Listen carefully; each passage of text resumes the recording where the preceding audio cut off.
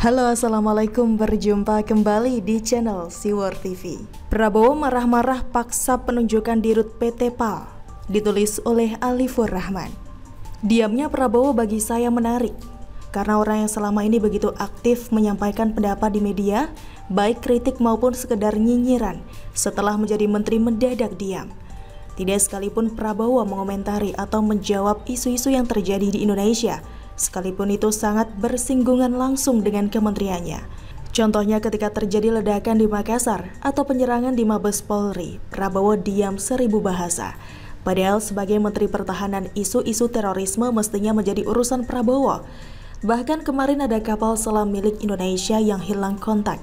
Tidak nampak tuh batang hidung Prabowo.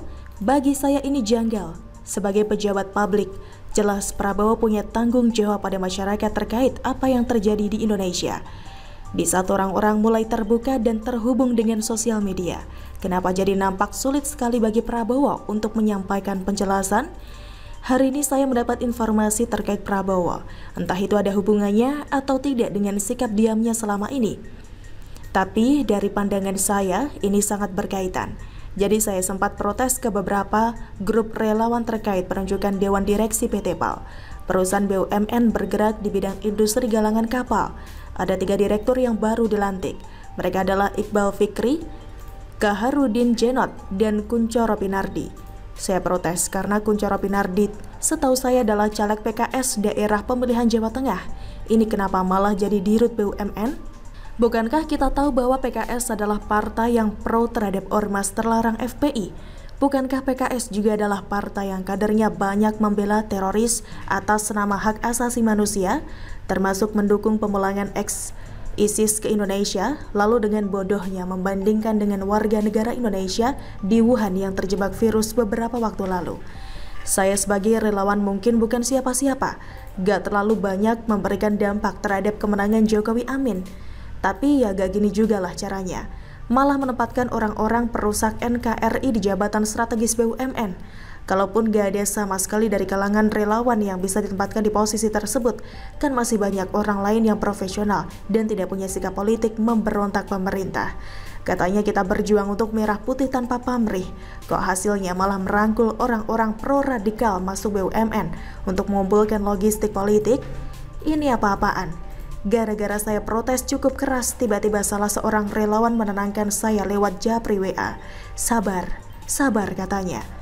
Dari kawan saya inilah kemudian terbongkar sebuah cerita sangat sengit. Dia menjadi saksi langsung melihat Prabowo menekan, marah-marah pada Kementerian BUMN terkait penunjukan Dewan Direksi PT PAL dan PT lain yang tidak bisa saya sebutkan namanya. Hal ini disebabkan Kementerian BUMN menolak nama-nama yang diusulkan oleh Prabowo, karena mereka sudah punya calon nama yang potensial dan dianggap tepat untuk mengisi Dewan Direksi di 2 perusahaan tersebut. Tidak dijelaskan bagaimana cara Prabowo marah-marah dan menekan, entah sambil gebrak meja atau sampai lempar HP ke muka Erik. Pokoknya marah besar, murka. Gara-gara kasus ini sampai Presiden harus turun tangan menengahi, karena Menteri atau Menko yang lain sudah gak mampu. 2 orang itu pun disidang, mirip kayak anak yang habis berantem cakar-cakaran. Setelah disidang, keduanya diminta baikan, salaman dan cipika-cipiki. Presiden minta Prabowo menghargai Kementerian BUMN terkait penunjukan Dewan Direksi, karena itu sepenuhnya hak Kementerian BUMN. Tapi karena sudah terjadi ribut-ribut, maka nama-nama yang diusulkan Prabowo untuk mengisi PT PAL dikabulkan. Sementara untuk PT lain itu, nama-nama usulan dari Prabowo ditolak karena PT lain ini termasuk perusahaan yang harus diselamatkan dan melibatkan uang yang besar, bukan malah diisi oleh orang-orang dengan kepentingan politik yang bisa bikin nasibnya tambah hancur. Tapi itu pun dengan syarat, ke depan Prabowo tidak boleh lagi berbuat ulah seperti ini. Akhirnya 2 orang yang disidang itu pun keluar istana bergandengan tangan. Mendengar cerita ini akhirnya saya paham kenapa caleg gagal PKS itu bisa sampai jadi Dewan Direksi PT PAL. Itu berkat jerih payah dan keringat marah-marah Prabowo. Secara politik saya menilai ini adalah upaya Prabowo untuk membangun jaringan logistik untuk kepentingan politik 2024. Entah untuk ikatan atau hubungan antar pribadi, atau cara Prabowo menekan PKS agar ikut dan manut saja di 2024 nanti dengan siapapun calon yang akan diusung oleh Prabowo. Seperti Pilpres 2019 lalu, bagi saya ini sinyal bahaya Komitmen Prabowo saat masuk sebagai Menteri Pertahanan adalah melepas seluruh embel-embel atau produk radikal yang selama ini mengelilinginya. Fokus bekerja untuk kemajuan Indonesia. Tapi kalau seperti ini masih bermain-main dengan orang PKS, jelas ini sudah melanggar komitmen. Presiden nampaknya kurang detail melihat siapa nama yang diusulkan Prabowo. Tidak sampai memeriksa nama Kunchoro Pinardi. Cerita ini menjadi penting untuk saya buka dan sebarkan, agar ke depan pihak-pihak terkait sadar bahwa cerita-cerita negatif seperti ini sekarang sudah sampai pada masyarakat. Dan tolong, jangan diulangi lagi. Semoga Presiden nonton video ini.